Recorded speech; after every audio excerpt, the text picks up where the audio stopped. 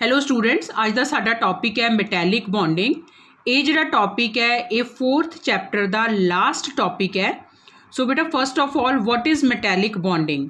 ਜਿਹੜੀ force of attraction ਹੁੰਦੀ ਹੈ ਬਿਟਵੀਨ ਐਟਮਸ ਆਫ ਮੈਟਲ, ਜਿਹੜੀ ਉਹਨਾਂ ਨੂੰ ਬਾਈਂਡ ਕਰਕੇ ਰੱਖਦੀ ਹੈ ਫੋਰਸ, ਉਸ ਫੋਰਸ ਨੂੰ ਕਹਿੰਦੇ ਆ ਮੈਟੈਲਿਕ ਬੌਂਡ। ਇਹਦੇ ਜਨਰਲ ਐਟੋਮਿਕ ਪ੍ਰੋਪਰਟੀਜ਼ ਜਿਹੜੀਆਂ ਹੁੰਦੀਆਂ ਬੇਟਾ ਉਹ ਹੁੰਦੀਆਂ ਲੋ ਆਇਓਨਾਈਜੇਸ਼ਨ ਐਨਰਜੀ ਜਾਂ ਫਿਰ ਪ੍ਰੈਜ਼ੈਂਸ ਆਫ ਵੇਕੈਂਟ ऑर्बिटल्स। सो बेटा इस सारे नू समझाने के लिए जिहड़ा मॉडल आया उस मॉडल का नाम है इलैक्ट्रॉन सी मॉडल या फिर उसका नाम है electron gas model proposed by scientist Lorentz. So बेटा ये जिहड़ा हैगा मॉडल इहदा डायग्राम इधर बनिया होया like you can see positive positive positive and positive दे नाल फ्री इलैक्ट्रॉन्स है जिन्हां नूं असीं मोबाइल वैलेंस इलैक्ट्रॉन्स भी कहते हैं। So beta what is positive and what are these dots? These are explained in points here. जिहड़ा एक मैटल एटम हुंदा बेटा उहदे अंदर दो पार्ट्स हुंदे आ, एक वैलेंस इलैक्ट्रॉन्स जिहड़ा इत्थे डॉट नाल रिप्रजेंट कीते होए है और एक उहनूं छड्ड के बाकी सारा पोर्शन। सो बेटा एटम दे अंदर अपने वैलेंस इलैक्ट्रॉन नूं छड्ड के बाकी सारा क्या होएगा, जिद्दां इस तरीके नाल आपां शो करिए तो आ वैलेंस इलैक्ट्रॉन है, इनू छड्ड के बाकी पॉजिटिव न्यूक्लीअस है तो इनर इलैक्ट्रॉन्स भी है। सो न्यूक्लीअस प्लस इनर शैल्स इन्हों कहा जाता है करनल और ये होंगे positively charged because nucleus is included in this. So kernels of metal atoms जोड़े होंगे है जोड़ा कि बेटा पॉजिटिव पार्ट है वो फिक्सड होंगे, they have fixed position while space between kernels is occupied by valence electron. So here positive are fixed, positive मतलब साडा न्यूक्लीअस प्लस इनर शैल्स ये फिक्सड ने और इन्हां दे नाल लूजली बाउंड वैलेंस इलैक्ट्रॉन्स जिहड़े है ये under the influence of any field they can move.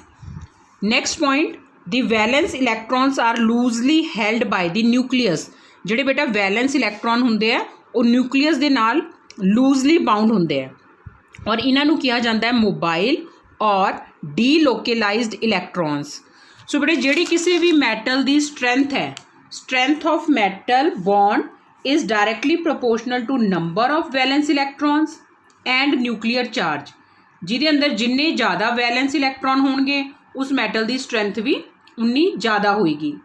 सो बेटा हुण जिहड़ी ये फोर्स ऑफ अट्रैक्शन है between the mobile electrons and the positive kernels, this force of attraction is metallic bond.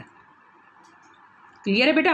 I am again repeating जिहड़े इत्थे positive charges show किए हुए हैं एक कल्ला न्यूक्लीअस नहीं है, that is positive nucleus plus inner shells और जिहड़े डॉटेड ने that are valence electron. So बेटा वैलेंस इलैक्ट्रॉन सानू वैसे भी पता है लूजली हैल्ड होंगे हैं, ये अपनी स्पेस के अंदर अपनी पोजीशन के अंदर फिक्स ने पॉजिटिव कर्नल्स और जिहड़े इलैक्ट्रॉन्स है they can move under the influence of any applied field. So बेटा हुण आपां इस दे बेस ते फिजिकल प्रॉपर्टीज़ जिहड़ियां मैटल्स दियां उन्हां नूं एक्सप्लेन करना है। So physical properties of metals, first is metallic lustre. बेटा मैटल्स दा जिहड़ा चमक हुंदी है that is due to presence of mobile electrons, क्योंकि बेटा जिहड़े मोबाइल इलैक्ट्रॉन है जदों इन्हां दे लाइट गिरदी है दे एब्जॉर्ब एनर्जी, उस करके मैटैलिक लस्चर हुंदा है। Next electrical conductivity due to mobile electrons जदों आपां पोटेंशियल डिफरेंस अप्लाई करते हैं तो बेटा ये जिहड़े फ्री इलैक्ट्रॉन्स है they start moving towards the positive electrode और बेटा सानू पता है कि इलैक्ट्रिकल कंडक्टिविटी हुंदी ही मूवमेंट ऑफ इलैक्ट्रॉन्स करके है। सो वो पॉजिटिव वाल मूव करन जाणगियां और उन्हां दे मूव करन करके जिहड़ा स्पेस क्रिएट होया है वो जिहड़ा नैगेटिव इलैक्ट्रोड इलैक्ट्रॉन्स दे रहा उन्हां दे नाल रीप्लेस हो जाता है। सो एक सर्कल बन जाता है इलैक्ट्रॉन्स का, इस करके they are electrical conductors. Then आंदा बेटा थर्मल कंडक्टिविटी। जदों आपां मैटल नूं गर्म करते हैं तो उसकी बेटा काइनैटिक एनर्जी ऑफ इलैक्ट्रॉन्स इनक्रीज हो जाती है जिहड़े मोबाइल इलैक्ट्रॉन्स ने और एनर्जैटिक इलैक्ट्रॉन क्विकली मूव करते हैं कूलर पार्ट के अंदर और अपनी ट्रांसफर कर देंगे है काइनैटिक एनर्जी बाय कोलिजन।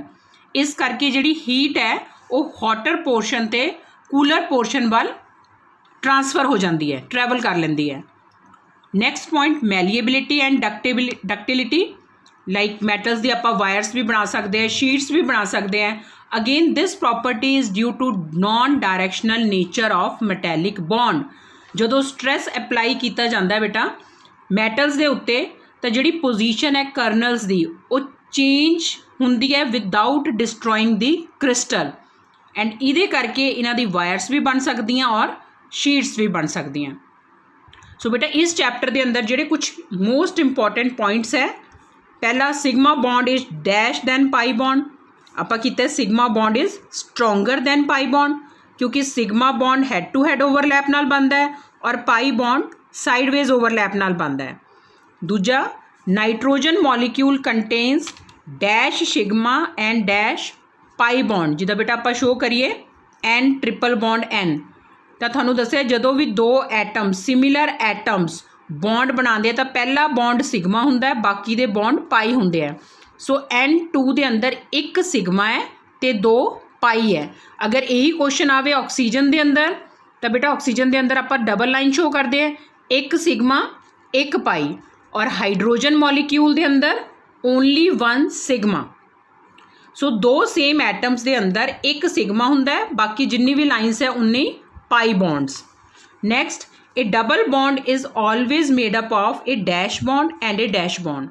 सो एक बेटा डबल बॉन्ड के अंदर हमेशा पहला सिग्मा हुंदा है तो जिहड़ा दूजा वो पाई बॉन्ड हुंदा है। Next in covalent compounds atom complete their outer most orbit by dash of electron. So covalent compounds के अंदर बेटा क्या हुंदी है शेयरिंग ऑफ इलैक्ट्रॉन्स। अगर इसे क्वेश्चन च हुंदा आयनिक कंपाउंड तो असीं लिखना सी by complete transference of electrons. So this is all about fourth chapter. हुण बेटा एक छोटी जी असाइनमेंट है जिदा तुसी लास्ट बहुत अच्छा रिस्पॉन्स दिता सीगा, बच्चों ने अपनी असाइनमेंट बहुत सोहनी सोहनी बना के सेंड कीतियां सी इन दी सेम वे।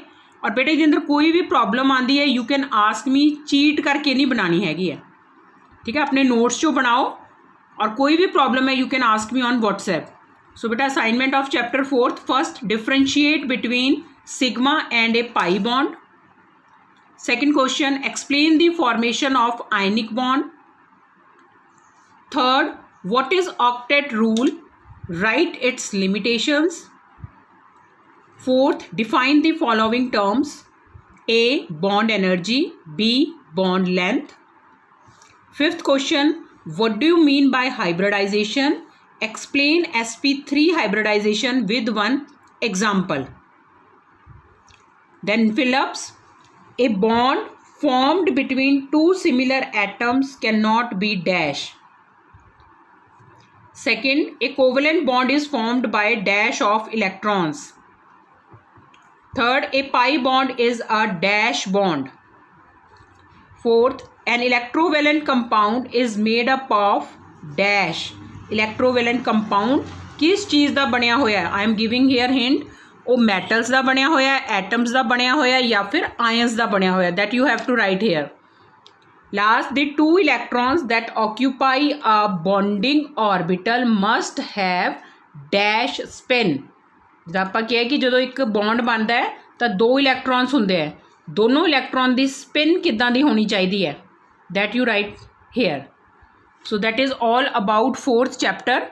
बेटा आपां इहदे सारे टॉपिक्स कवर कर लिया, covalent bond, ionic bond, coordinate bond, जिहड़ा अज आपां कीता है metallic bond, hybridisation. Go through these topics again, कोई प्रॉब्लम है ask me and now I will take your test of these 4 chapters, objective as well as short subjective. So be prepared, I will take your test on coming Friday. Thank you बेटा।